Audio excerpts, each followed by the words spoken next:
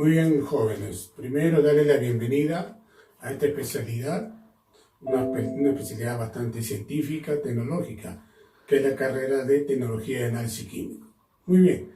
Quien les habla es el ingeniero Luis Enrique Robleñique y ustedes van a estar a cargo de mí en la unidad didáctica de Química Aplicada. Obviamente, por las circunstancias que estamos pasando, las clases van a ser virtuales. Hagamos todo lo posible por tratar de comprender la situación que vivimos y pongan ustedes su mayor interés. Muy bien. Como dice acá, la unidad didáctica química aplicada es la ciencia que estudia la materia, sus propiedades, sus transformaciones que sufre, la energía que se ve involucrado en dichas transformaciones. Pero todo ello como base de la química en base a un curso bastante científico. Y veamos todo lo aplicable posible. Muy bien, entonces vamos a empezar lo que es la materia. La materia es todo aquello que ocupa un lugar en el espacio. Tiene masa, tiene volumen. O sea, en otras palabras, todo lo que ocurra con él es el estudio que vamos a hacer y sus aplicaciones. Porque lo que me interesa a nosotros es en cómo lo vamos a aplicar todo lo que pase con él. Muy bien. Y para ello, la materia se clasifica en mezclas y sustancia pura. O sea, hay dos clasificaciones, dos tipos. Para ello, he hecho este pequeño mapa conceptual en el cual la materia se divide, vamos a poner acá, en mezcla y sustancia pura. ¿Ven? Ahora, la mezcla está formado por varios elementos compuestos. Es posible separarlos por métodos físicos a sustancias puras, ¿no? A la vez la mezcla se divide en homogénea y heterogénea. Homogénea se nota una sola fase. O sea, por ejemplo, un poco de sal en agua, se va a notar una sola fase, lo que generalmente vamos a llamar solución o disoluciones. Ahora, acá está la solución. Y la solución está formada por un solvente y un soluto. Podemos tener varios ejemplos. Aleaciones, aire, azúcar más agua, o como les dije antes, ¿no? Sal más agua. Eso viene a ser una mezcla homogénea, donde solo se nota una fase. Una mezcla heterogénea, ahí sí. Es bastante perceptible ver que hay dos o más fases, en la cual, por alguna razón, no se mezclan ahí. Miren, el granito, el hierro con azufre. Por ejemplo, las suspensiones, el yeso con el agua, grasa más agua, los colores, la pomada, la mayonesa, la gelatina, más amor. Entonces, ahí estamos clasificando lo que son una mezcla heterogénea. La sustancia pura se divide en compuesto y elemento. Miren, pero un compuesto es posible separarlo por métodos químicos. O sea, un compuesto puede ser separado en sus elementos. ¿Ven? Ahora, el compuesto a su vez se divide en iónico molecular. Iónico, estamos hablando ya de iones. Por ejemplo, el cloruro de sodio, ¿no? Si nosotros lo echamos un poquito de agua, este se va a descomponer en iones. Van a aparecer cargas positivas y negativas. Cloruro de sodio. Molecular, el azúcar, por ejemplo, la glucosa. Si yo echo azúcar en moléculas, se va a dispersar en un medio. ¿Por qué? En forma de moléculas. Lo que tienen ellos es que son átomos diferentes. Como ven, acá está el sodio, el cloro, acá está el carbono, hidrógeno, oxígeno. Átomos diferentes. El elemento, tenemos molécula y átomo. Miren, la molécula, por ejemplo, el oxígeno que respiramos, el nitrógeno, que es parte del aire. Y así tenemos moléculas formadas por el mismo átomo. El átomo el sodio, el potasio, el calcio. ¿Ven? Átomos iguales. Entonces, acá tenemos más o menos generalizado lo que viene a ser la materia y su clasificación. Ahora, otra parte importante acá son las propiedades. Las propiedades que les hemos clasificado, propiedades físicas, propiedades químicas. Vamos a ver, en las propiedades físicas tenemos también una subclasificación, las propiedades generales o también llamadas extensivas, en las cuales tenemos, por ejemplo, además del peso tenemos inercia, resistencia que pone un cuerpo a sufrir un cambio en su estado de reposo, ¿no? Para que él salga de su estado de reposo tienen que intervenir fuerzas externas a él para moverlo de ahí. Extensión tiene que ver con la cantidad de masa dada, tiene que ver mucho con la existencia real de las cosas, o sea, su existencia física. Impenetrabilidad. Dos cuerpos no pueden ocupar el mismo espacio a la vez. Por ejemplo, si esta habitación está llena de aire, tendría que abrir todas las puertas, ventanas para que el aire circule, venga otro poco de aire y ocupe ese espacio. Pero una vez que este ambiente esté lleno, ya no puede entrar a la vez a la misma habitación. Por ejemplo, discontinuidad. La materia presenta vacíos. O también la podemos llamar, como comúnmente lo conocemos, porosidad, ¿no? Tiene poros, como una esponja que tiene huequitos. Entonces, a esto se refiere con discontinuidad. Indestructibilidad. La materia no se crea ni se destruye, solo se transforma. ¿Quién dijo eso? Antoine Laurent Lavoisier.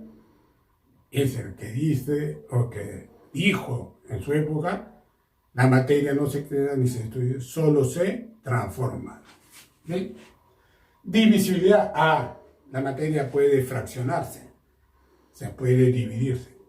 Como ven, son propiedades pues de toda materia, de todo cuerpo.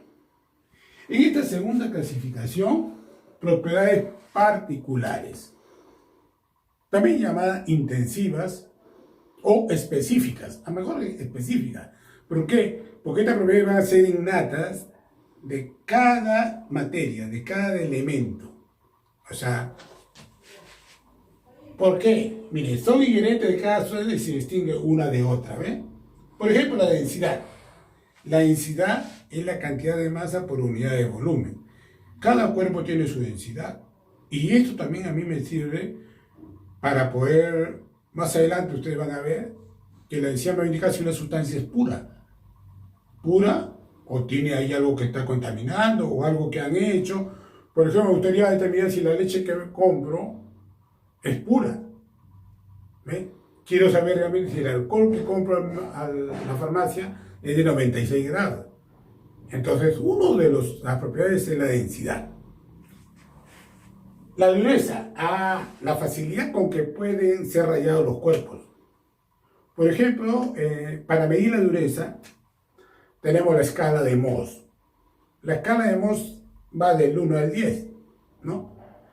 ¿Cuál es el menos duro que está? El talco. El talco, que ustedes conocen, algunos tienen en casa talco. ¿Y cuál sería el más duro? El diamante. Y en esta clasificación de la escala va de menos a más. Entonces, el menos duro, talco. El más duro, diamante. A esto se refiere con la dureza. Maleabilidad. O sea, la maleabilidad significa la propiedad que tienen de poder hacer láminas, como planchas, ¿no? Una plancha de acero, o una lámina de pan de oro, una lámina de plata, que es usado bastante en el arte. Ductilidad o ductibilidad. O sea, que la materia, los cuerpos pueden estirarse como hilos, ¿no? Por ejemplo, el oro y la plata. Por ejemplo, en el norte, en Piura, usan lo que llamamos mucho la plata para hacer joyas, ¿no? Para hacer aretes, por esa propiedad que tiene. También se usa bastante en electrónica. El color, la interacción que tiene la radiación electromagnética con la materia. Obviamente los colores, se nota la diferencia, no solamente por eso, sino también tiene que ver mucho su estructura molecular, ¿no? Y también tiene que estar bien ver cómo está la composición. Eso me diferencia los colores. Y así seguro, por ejemplo, podría agregar acá, vamos a agregar acá, por ejemplo, punto de ebullición. Punto de ebullición que ustedes van a trabajar, ¿no? O sea, en el momento que el agua comienza a hervir, por ejemplo. Punto de fusión. Todas ellas son propiedades específicas. Punto de fusión, por ejemplo. Si en la industria del acero, la siderurgia de Chimbote, por ejemplo, si yo quiero tener el hierro, me interesa el punto de fusión del hierro. ¿Cuándo cambia su estado sólido a líquido? ¿No? Es muy importante esos valores. Por ejemplo, viscosidad. Viscosidad. Me gustaría saber la viscosidad del aceite, el aceite lubricante, para saber, por ejemplo, hasta cuándo puedo usar este aceite, este motor. De repente yo mido el aceite y veo que sale todo negro, voy y veo que ya hay metales aditos, es la viscosidad, y así, obviamente, muchas otras propiedades que son particulares, que son innatos de cada elemento. ¿Ven? Nos va a servir mucho más adelante. Muy bien, dentro de las propiedades químicas, bueno, tiene que ver mucho con las reacciones químicas. Como una sustancia se combina con otra sustancia, o una sustancia se descompone a otra sustancia mediante una transformación que la llamamos reacción química. Por ejemplo, acá te pongo el metano con oxígeno. A ver, metano. Por ejemplo, este gas que viene de Camisea, viene a la planta de Pisco, que está en Paracas, una planta de liquefacción. Obviamente, liquefacción ya vamos a ver más adelante, que es una liquefacción en la cual ese gas, al combinarse con el oxígeno y un punto de ignición, van a reaccionar y va a producir anhídrido carbónico, agua y energía. Por ejemplo, los valores en casa, ¿no? O el gas que llega a la casa. Viene metano de un 90%, un poquito más, combinado con otros alcanos, prendemos la cocina y esa llama, esa energía que sale, acá la tenemos. Y obviamente anhídrido carbónico y agua. Eso viene a ser, la propiedad química tiene que ver mucho con las reacciones químicas. Muy bien, pasando a otro punto, vamos a ver los estados de la materia. Algo que ustedes seguro ya lo han visto en su debido momento, en su educación básica, pero vamos a recordar un poco. Los estados se deben a las fuerzas intermoleculares que existen entre ellas. Hay fuerzas de atracción y fuerzas de repulsión. Bueno, las fuerzas de atracción, miren, estas fuerzas me van a permitir que, a través de la comparación entre ellas, saber si estoy tratando con un sólido, un líquido o un gas. Muy bien. Los estados de la materia se dividen en sólido, líquido, gaseoso y plasmático. Acá he hecho una pequeña tabla para indicar, por ejemplo, las fuerzas, fuerza de atracción, fuerza de repulsión, las dos fuerzas. En los sólidos, la fuerza de atracción es mayor que la fuerza de repulsión. En el líquido, bueno, digamos que son casi iguales, por no decir así totalmente igual. Y en el gas gaseoso, la fuerza de atracción es menor que la fuerza de repulsión. Vean ahí. El movimiento de las partículas dentro de los estados. Bueno, en el sólido el movimiento es vibratorio. O sea, no se aprecia el movimiento así, ¿no? Pero se indica que es el vibramiento de las partículas. En el líquido, debido a las diferentes presiones que existen, obviamente se nota el movimiento de sus partículas, ¿no? Y gaseoso, ahí sí, el movimiento es caótico, un caos tremendo de las moléculas moviéndose ahí. El volumen del sólido definido, líquido definido, el gaseoso obviamente variable, ¿no? El volumen va creciendo. En el sólido se nota por el sólido su volumen, se aprecia, y obviamente en el líquido también. La forma definida, el líquido forma variable porque el agua adopta las formas en las cuales uno va a ser el líquido, y obviamente también el gaseoso es variable. su densidad. Por comparar las tres, la densidad del sólido alta, el líquido baja, y el gas hemos puesto bajísima, ¿no? Su densidad, por ejemplo, la densidad del agua. Generalmente vamos a comparar el agua a 4 grados centígrados, es 1 gramo por cada centímetro cúbico, o 1 gramo por cada mililitro. En un sólido puede ser 2, 3 gramos por cada mililitro, o sea, más pesado. En el gas, súper liviano. Puedo decir, ese gas tiene 0,08 gramos por litro, Y un litro tiene 1000 centímetros cúbicos. Vean la diferencia. Por eso le pongo alta, baja, bajísima. ¿Ven?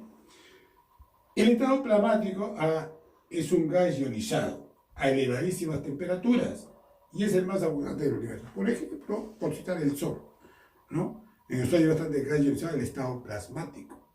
O sea, las temperaturas son tremendas, 10.000, 15.000 grados Kelvin, una temperatura, olvídense.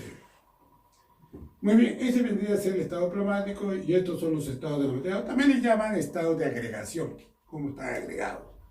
Muy bien, ahora vamos a pasar a los estados de la transformación de la materia. También lo he dividido en 3 partes. Transformaciones físicas, en la cual he puesto acá también un gráfico: sólido, líquido, gaseoso. Y el gaseoso lo he dividido en vapor y gas, para poder diferenciar entre ellas. Como ven, acá he puesto el número 1, 2, 3, 4, 5, 6. A ver, el 1, fusión de sólido a líquido. Antes les hablé acerca del hierro. Para fundir el hierro, ¿qué necesito? Darle energía para lograr ese cambio, ¿no? Del sólido al líquido, está como la flecha que indica acá. Por eso que acá dice absorción de energía, para que ocurra el cambio de aquí a acá.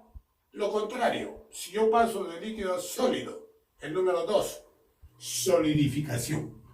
O sea, este líquido que se convierta en sólido. Por ejemplo, el agua líquida. Si pasa sobre el que decimos hielo. ¿Ven? Ese cambio. De líquido a vapor. El número 3, ¿qué dice 3? Vaporización. Viene de vapor. Es el cambio que ocurre del estado líquido al estado vapor, que obviamente es un gas, ¿no? Por ejemplo, cuando el agua hierve, uno pone su tetera ahí, el líquido comienza a vaporizarse, sale el vapor por el pico y estamos notando el cambio ahí. Lo contrario, de gaseosa a líquido, el número 4, condensación, la lluvia. Ahí está la nube, cuando la temperatura va descendiendo, entonces que ocurre una condensación. De gas pasa a líquido. 5, miren, 5. Ahora vamos a ver líquido a gas. Gasificación. O sea, estamos convirtiendo el líquido en gas. Estamos transformándolo a gas. 6. De gas a líquido. 6. ¿Qué dice acá? Licuefacción. Licuefacción o también licuación.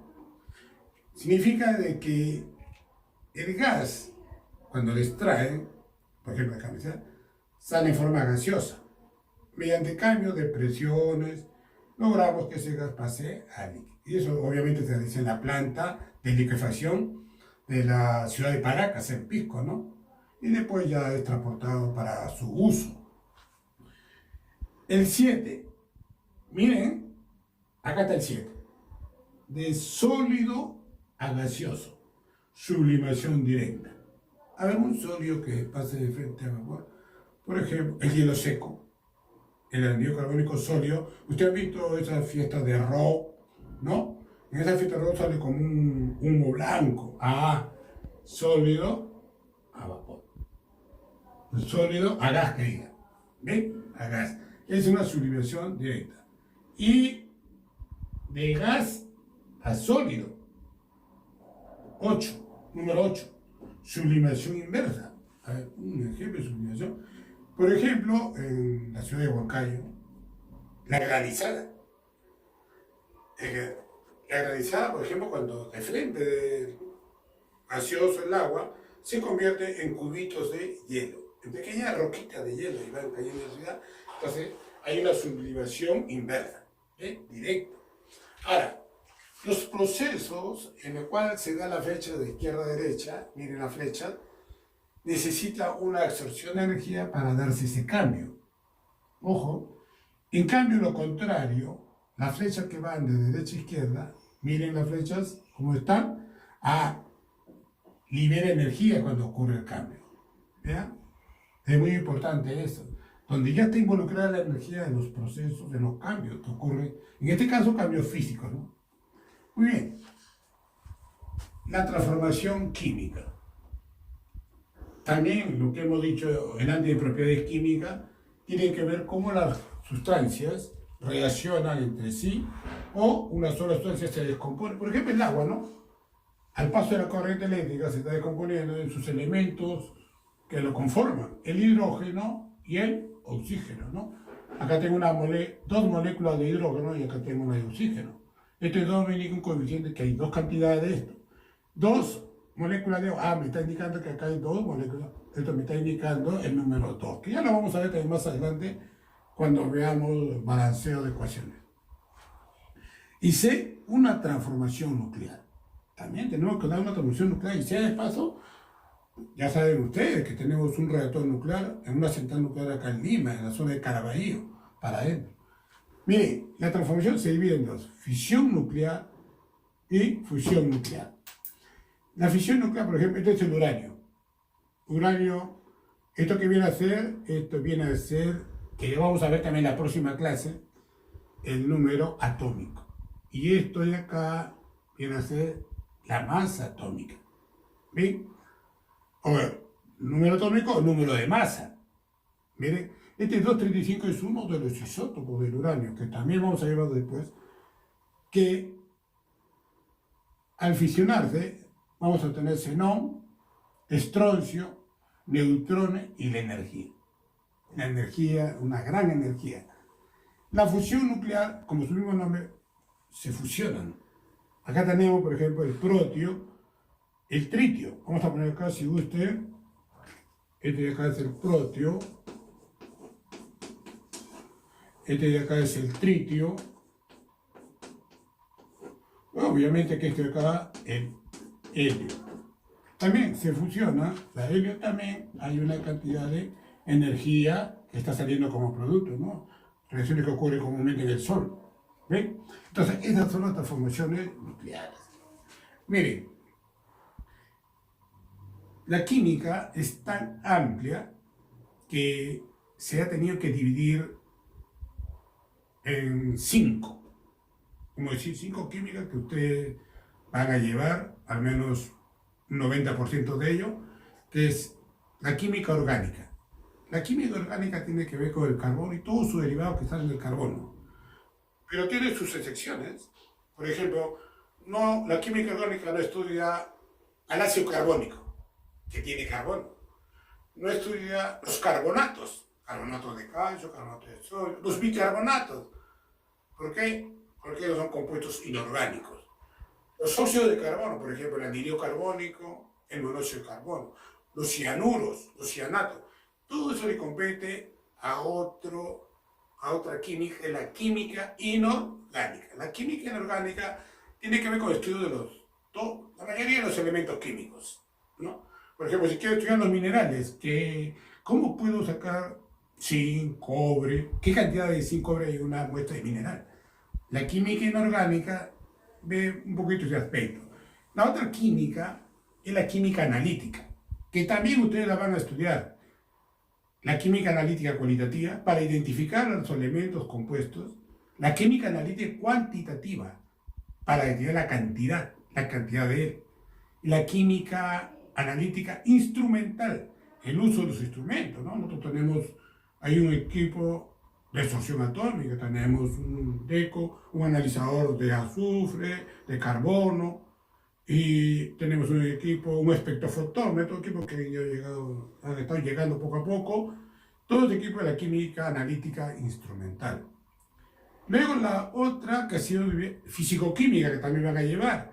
Acá sí ve las propiedades físicas y químicas de los elementos, de los compuestos, llámese de la materia, ¿no?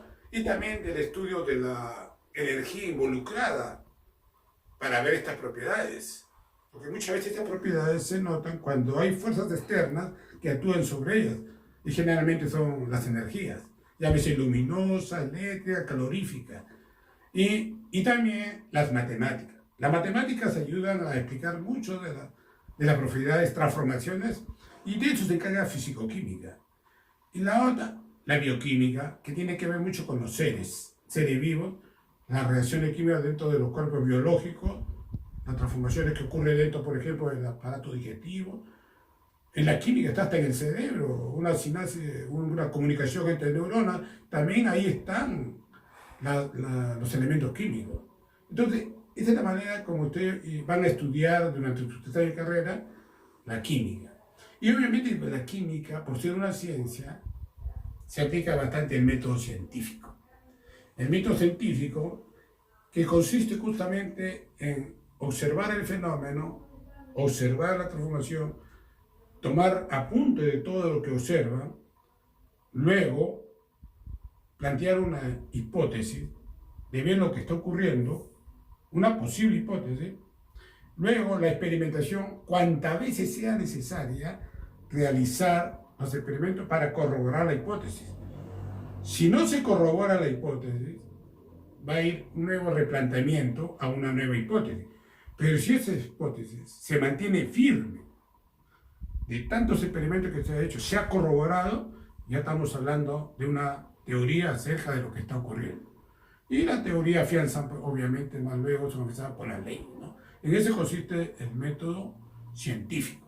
Es así como se va a ir estudiando, pues, la química, ¿no? A lo largo de sus 3 años. Muy bien. Esta es una parte para afianzar lo que en la plataforma de Chamilo se va a subir, la parte teórica, para que ustedes lo lean. Es muy importante que lean, porque si no, no basta con que les explique acá un poco, acá el tiempo es corto, pero lean y luego se les va a subir una práctica dirigida. La práctica dirigida consiste en que ustedes, todo lo que leen la teoría y también sus conocimientos que tienen previos, puedan resolver. Y si tienen duda, a través de los instrumentos virtuales que van a tener a mano, nos vamos a poder comunicar. La plataforma, correo que vamos a ver. En la misma plataforma, ya han visto ya, los felicito, han dado en su tutorial su prueba de entrada, ¿no? Ahí ya les llegó su nota, para ver más o menos qué tipo, ya también he analizado también las notas que han sacado, para poder replantear bien el curso. Entonces, el icono de documentos, también, ¿verdad? Ahí va a llegar todo el documento, práctica, teoría, y si retornamos al laboratorio, también irán las prácticas del laboratorio. Hay un icono de descripción del curso, ahí está el sílabo de todo el curso. En el icono de Gabriel, que han dado su prueba de entrada, es la que vamos a utilizar para que ustedes den sus exámenes. Por ejemplo, documentos compartidos, se les deja trabajos y a través de documentos compartidos, o también el icono de tareas, ustedes me van a mandar a través de él, o de lo contrario a través del correo también, y también a través de esos iconos se van a devolver las tareas y va a haber un icono de anuncios, van a estar anunciando constantemente las tareas que vamos a hacer inmediatas. Hay una agenda para que revisen toda la agenda de la semana y así poco a poco vamos a ir. Hay un icono de enlace, puedo colgar un video que les ayude un poco más a reforzar. Es la manera como vamos a ir resolviendo el curso. ¿Ya? Muy bien, espero que puedan tener cualquier pregunta, me hacen llegar a través de la plataforma, correo, lo que crean conveniente. Muy bien, ahí nos quedamos por el momento.